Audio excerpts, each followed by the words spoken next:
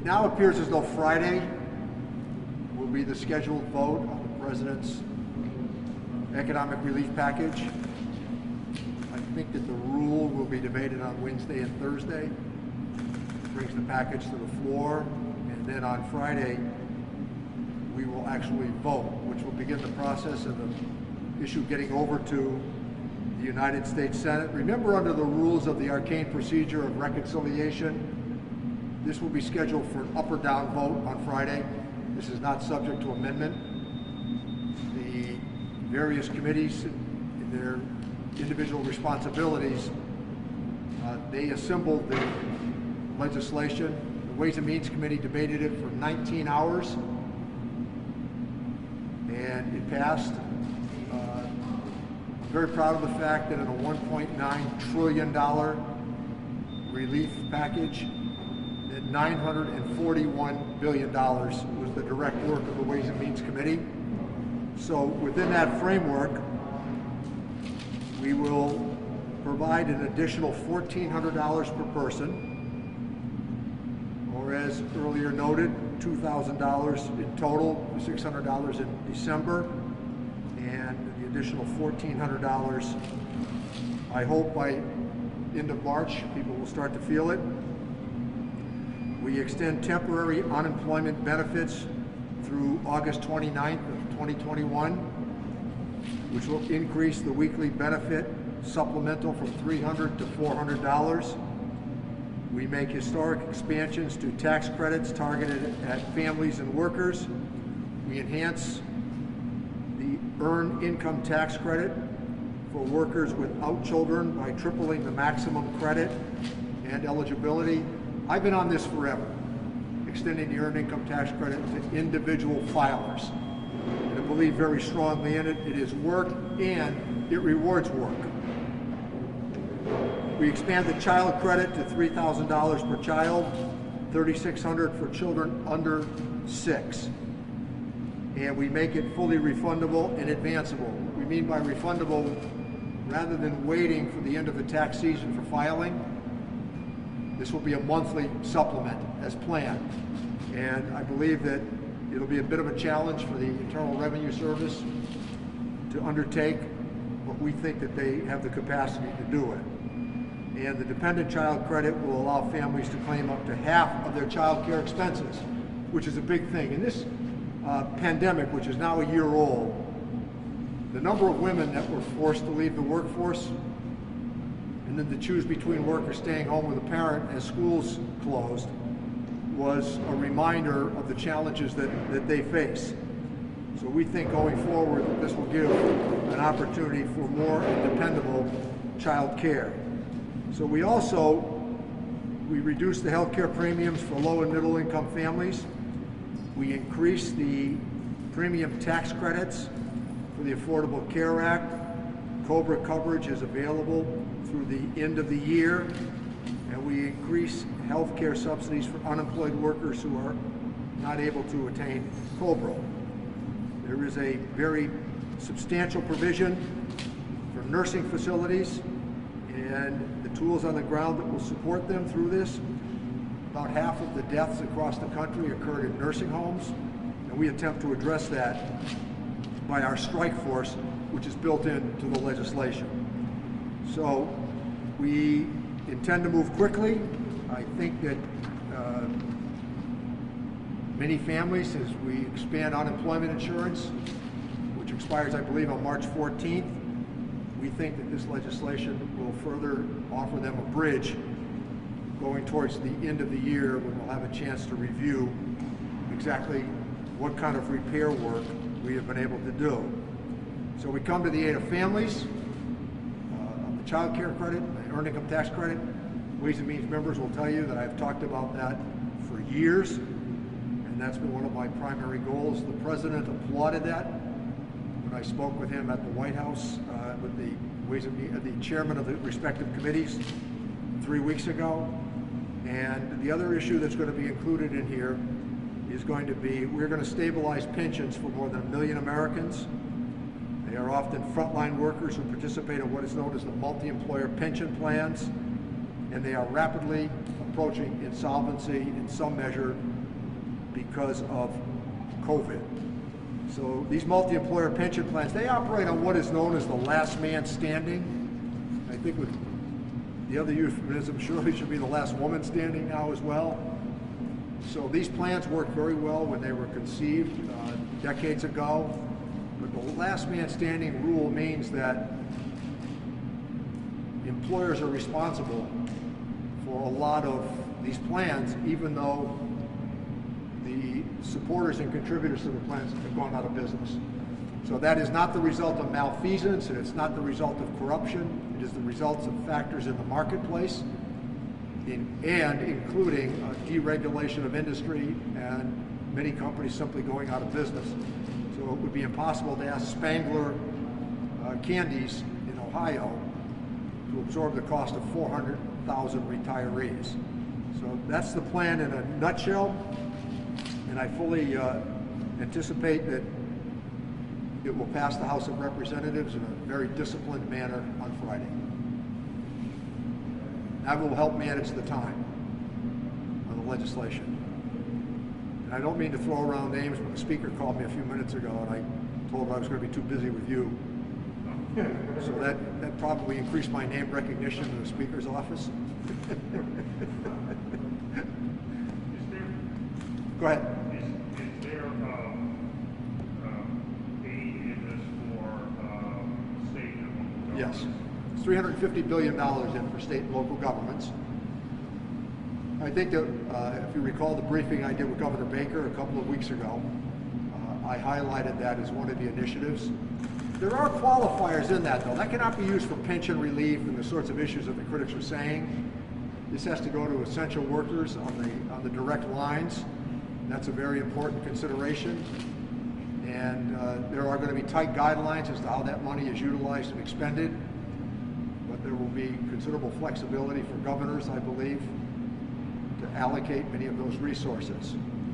The other part of this that is interesting is I think that a lot of cities and towns in Massachusetts were able to survive because of the CARES Act. And let me say this once again. The CARES Act, which the Ways and Means Committee wrote most of, Speaker Pelosi and I, along with Secretary Mnuchin, we wrote that act in about 8 days. The CARES Act saved the American economy, period. The problem we have now is that the economy is a bit stalled out again, and I think if we can build a bridge for the last half of the year, the third quarter of the year, that if economic forecasts are correct, we will be on a trajectory for growth. Congressman, what would you say is like the big difference between this bill and the CARES Act, which originally passed? I know there's a lot of programs that are being refunded, again, or further funded, like unemployment and the like. But are there like big, would you say that some of the big policy differences between last year's bill and this year's bill? I think the CARES Act was clearly an effort to buy time, to see how things would shape up and look. So we were able to get back, for people at the top of the economy, they got back on their feet very quickly. The essential workers, people at the lower end of the economic spectrum, it's been a long haul for them. So I think that the biggest difference between the CARES Act was we were going into new ground and trying to prepare for it. And I think it worked. I mean, when you consider that 10,400 small businesses took advantage of CARES Act loans in the 1st Congressional District, it's extraordinary. And I think that many of the things we did in terms of supplemental unemployment insurance helped families get through it as well. Now you have a chance to review what it was that was done. And I also think it's fair to say that there was an ongoing conversation about the size of the relief package for 208. Now, 208 was different. That was about malfeasance and some corruption. This is about sustaining the American family because of an international pandemic. Do you expect that there's going to be some, I mean, obviously, I think we probably want to be a little bit further along in this, but a lot of the programs that people rely on are obviously Ways and Means jurisdiction. Yes. Do you expect there's going to be a look at, some longer-term or permanent changes to be better prepared in the future, or just more? My plan is to make the child credit permanent. My plan is to make the single filer opportunity for individuals permanent. I think enhancing the dependent child credit, my plan is to make it permanent, yes. What about reviews of the unemployment program? I know it's primarily administered by the states, but there is a federal component. I think to that that's a good question, because one of the things that we've learned here is the discrepancies that exist from state to state in terms of administrative responsibilities. So one of the issues that's been, I think, not focused on was the amount of money that was actually put into the CARES Act to help upgrade technologies on a statewide basis every place across the country for states to take advantage of it. The number of people that were calling unemployment offices, which are run by the states, only to not get through, was pretty wild. But the other discrepancy is when you consider that Massachusetts almost pays double for unemployment insurance what the state of Florida does. I think the state of Florida is $247 a week. So this has come up repeatedly. I'm not prepared to suggest that the federal government ought to take over the unemployment system, because you do see from time to time that the Pacific Northwest will be doing better than New England or vice versa. So I think giving flexibility to local states is important. But at the same time, I do think that some of the administrative confusion that took place, there's a lesson learned here. Make that better next time around. What's your take on how the vaccine program is rolled out in Massachusetts? I think that it's an international pandemic. I think it's a national problem, and I think it's getting better. I have talked to the governor a number of times, as recently as last week. I talked to him, I think, 3 times in 2 days. I think that there have been problems nationally with it, but also not to miss the point that the weather played a role in Kentucky and Tennessee, and I did urge him to consider sites out here in the course of conversations, and I gave him 2 or 3 sites, and he chose one of them, which that's his responsibility. But I will tell you, I think it's fair to say, look, the pandemic is not a Democratic problem, and it's not a Republican problem. It's a health issue. And before we get to full economic recovery, which every projection for the second half of the year indicates could be extraordinary, before we get there, we've got to resolve the pandemic. And I think that herd immunity and getting out the vaccines, President Biden pointed out 3 weeks ago that, it would be 2 weeks ago this past Thursday, that we had our first day with 2 million vaccinations. And I'm hoping that by spring, the 100 million vaccinations the president has promised will come to fulfillment. But you're right, it's been rocky. The Supreme Court just ruled that it's not going to stand in the way of the Manhattan District Attorney getting former President Trump's tax records. Just wondering if you have any thoughts on that. I think 6103 is clear, the case that I made, and that is that when the chairman of the Ways and Means Committee asks for the tax returns of any citizen, that's the law. And I think that the Supreme Court today moved in the direction that we've talked about for a long time. And the other issue here that's been important is when people were saying that somehow that a federal judge was going to make a demand because a member of Congress said so, this was going to take a long time to play out. I pointed that out from day one. 2 years ago, I was quoted in the Washington Post by, I believe, Erica Warner. And she said to me, Mr. Chairman, how is this going to work? And I said, it's going to be a long and grinding court case. I was never naive about this. Congressman, anything on Texas that you know if any Massachusetts resources were available? I mean, I think that one of the things that's important is that when you look at Texas, it's the role that renewable energy could play. This idea that everybody went to their corners immediately with their critique, I think the evidence is pretty compelling that the issue was transmission. And when you consider that 2 of the big and great cities in Texas, Austin, it was a disaster, and El Paso got through it. 2 different grids.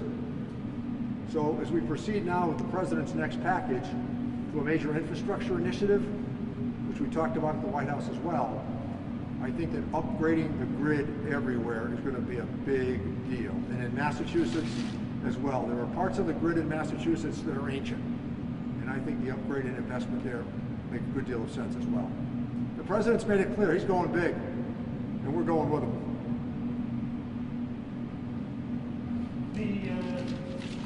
This bill is going to come up Friday. Last week, Senator Murphy was in town. He talked a little bit about what it passed for the state-owned veterans homes, like Holyoke. Can you talk a little bit about that? I know it's not your committee. No, but there's a series of very handsome provisions that are built in for our veterans facilities. How that would impact the state's plan to proceed on a new structure on the site, I'm not quite sure. But I hope as the plans are put together that they'll meet the appropriate deadline that the governor and law, I think, have set. So I think that there may be an opportunity there as well. I was there, by the way, you talk about irony, I was there visiting my uncle. Okay. Somebody said, this senator's coming through. I said, who would that be, you know?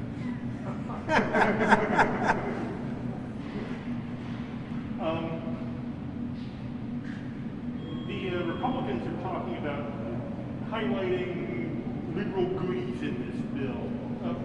What's your reaction to that?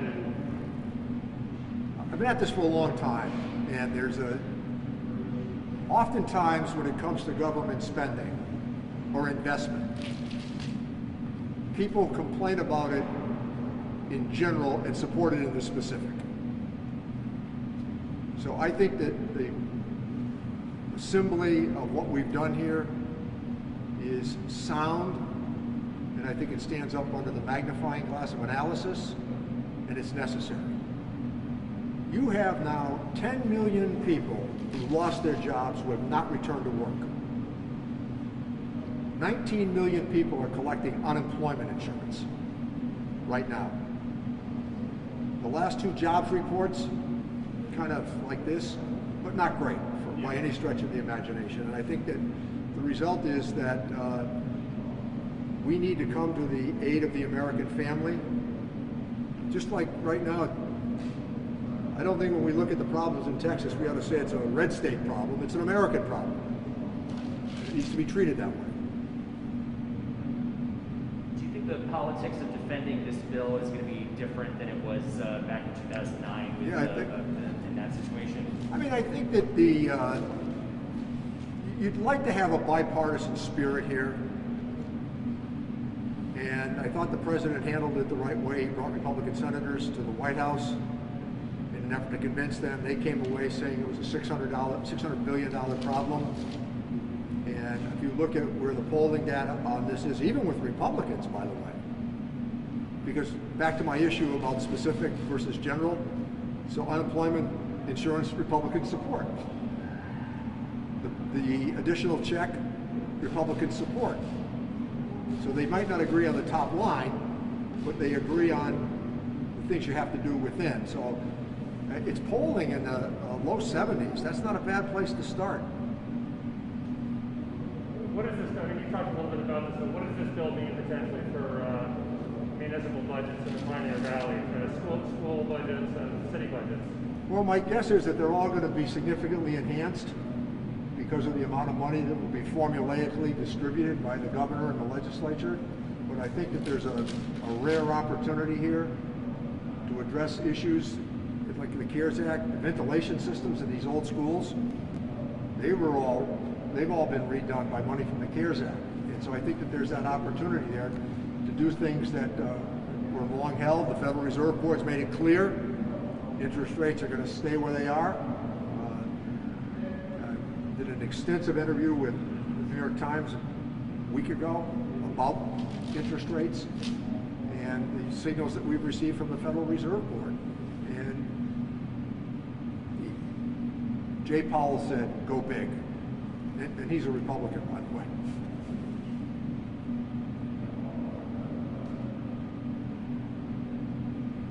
Okay.